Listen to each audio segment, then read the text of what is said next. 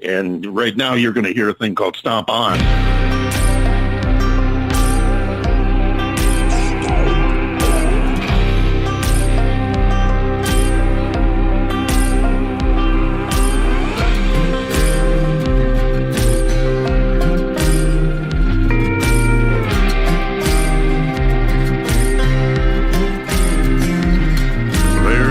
At the hitching post side by side, gravel lot full of four-wheel drives. Bud Light sign says 50-cent wings, throwing darts in the back is where you find me. Stomp on, stomp on, stomp on into my stomping grounds. Come on, let me show you around.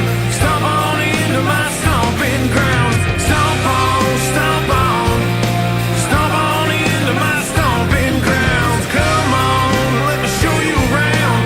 Stomp on into my stomping grounds. Let me show you around. Where you find me. Mike behind the bar knows everyone's drink. Becky's showing off a brand new ink. My second cousin Kenny plays bass in the band. They're about to go on. Let's find a place to stand. Stomp on, stomp on, stomp on into my stomping grounds. Come on, let me show you around. Stomp on into my stomping grounds. Stomp on, stomp on, stomp on into my stomping grounds. Come on, let me show you around. Stomp on into my stomping grounds. Just a hole in the wall with a neon glow where everybody around here sure likes to go. To throw it down, crank it up, and let the good times flow.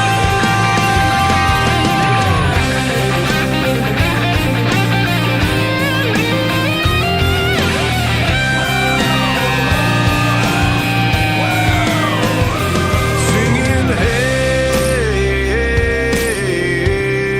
let me show you around. Singing hey, come on hey, yeah,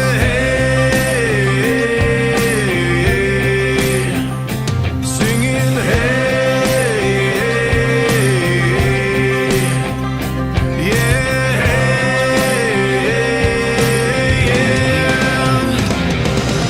Stomp on, stomp on, stomp on into my stomping grounds. Come on, let me show you around.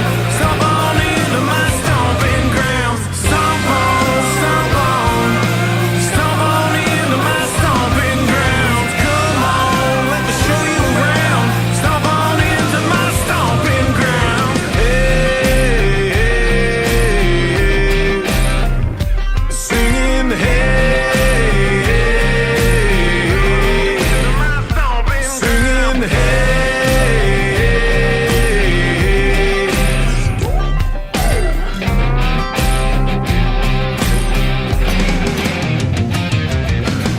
There you go. Matt Westin, Stomp On. I can honestly hear that being played at some sports stadium or event. I wouldn't be surprised if he gets several teams that are after that song. That's a good crowd pleaser for any sporting event, actually. Matt Westin, watch for him in the Johnny Cash film coming up.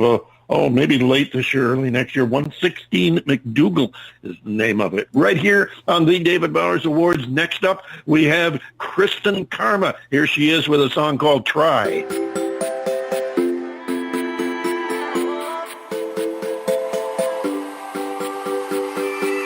I couldn't help it from the moment we met. It was the look in your eyes.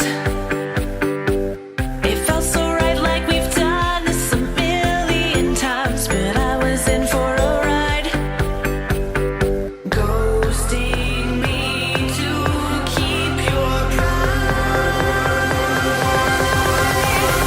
One day you're gonna wake up and notice that you should have tried. 'Cause I'm still standing here. I'm worth the fight. Why didn't you try?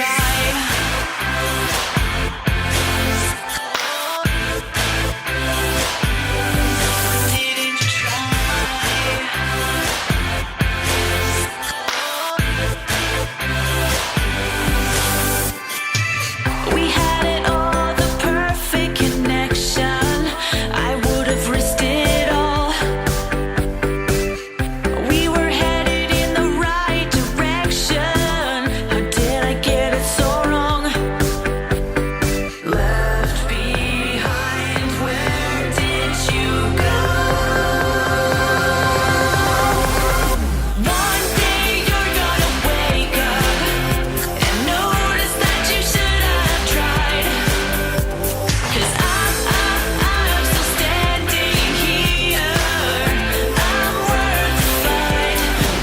didn't you try?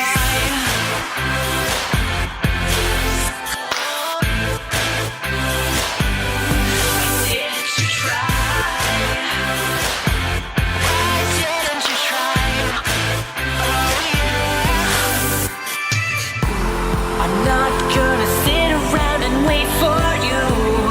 Obviously, there's someone out there better, it's true. My tears have washed out just like the rain.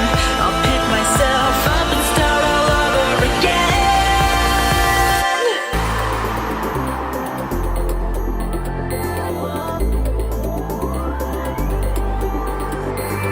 One day you're gonna wake up and notice that you should have tried. 'Cause I'm still standing here. I'm worth the fight. One day you're gonna wake up and notice that you should have tried. You should have. 'Cause I'm still standing here. I'm worth the fight. Why didn't you try?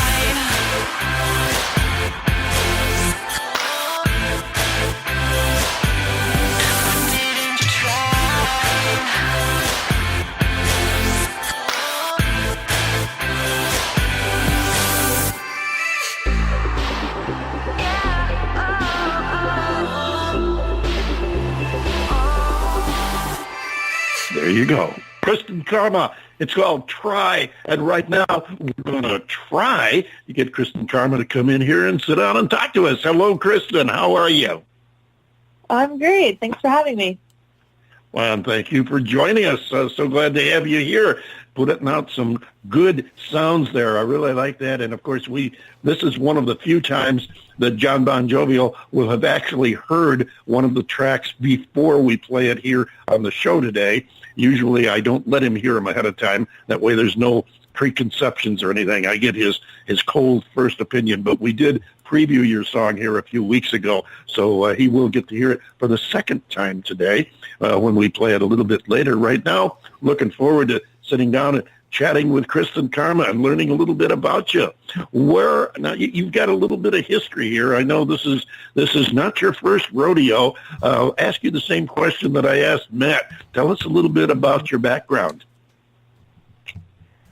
So I grew up in Vancouver, Canada. So I'm Canadian, and I got my first piano when I was 9, and then sort of just kind of took off from there, my love of music.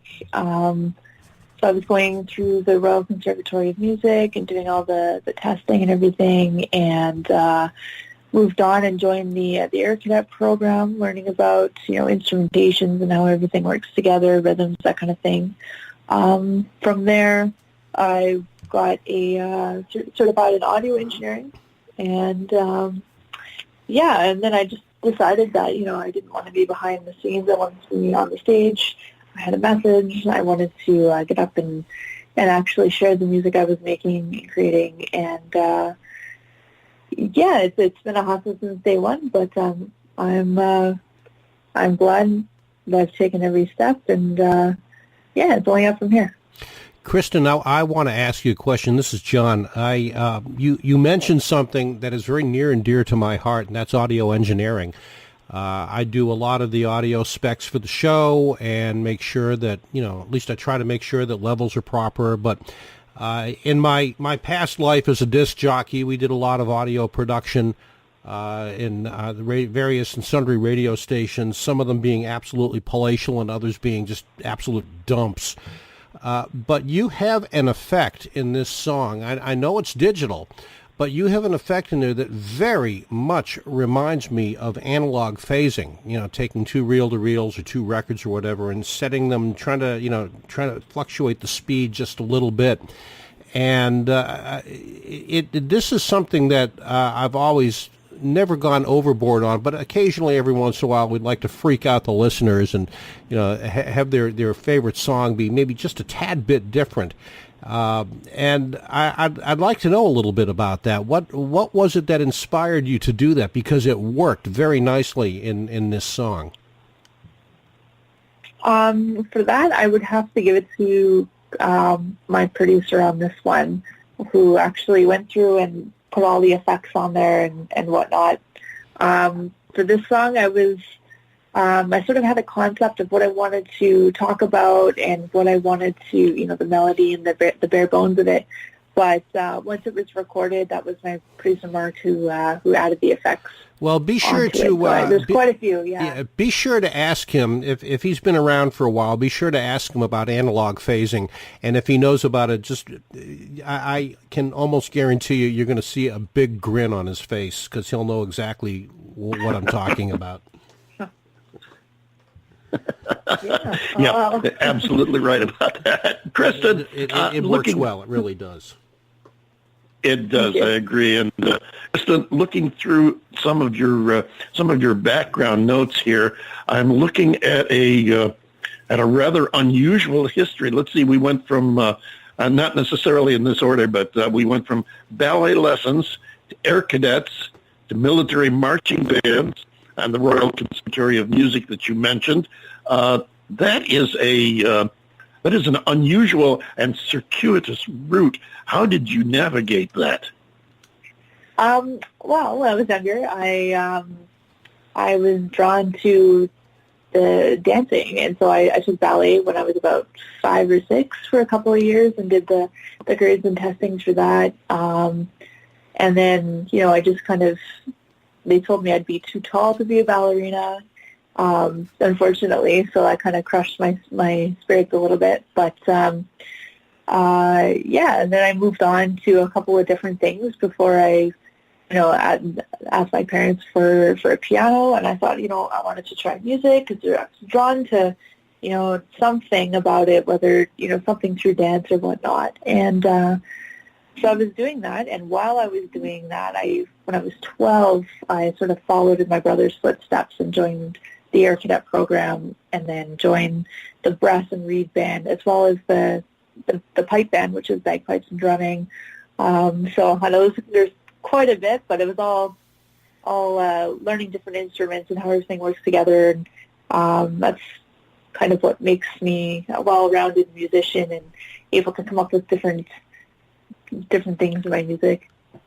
Well, I've heard you called, and I'm glad you're sitting far enough away from me that you can't punch me in the face for this, but I've heard you called a band nerd, and I can relate to that because I spent a lot of years in school and after marching in various bands. The school bands I was in several drum and bugle corps, 2 or 3 of them simultaneously, which made for a very interesting life during those years.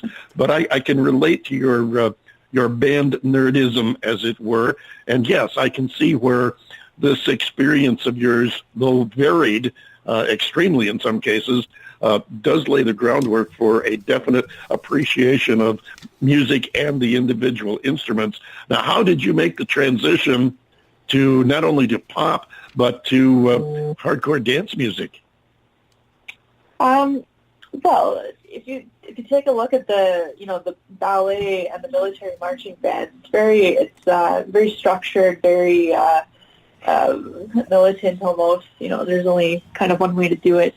And if you take a look at pop music, it's very structured in how it's done, and I think it was just a natural kind of flow. Now, with it being hardcore dance music, I do like to incorporate different styles into the music, whether it's the rock solos for guitar with the underlying dance beats and the poppy melodies. It's all kind of like a mishmash of things that work really well together. That's the best of kind of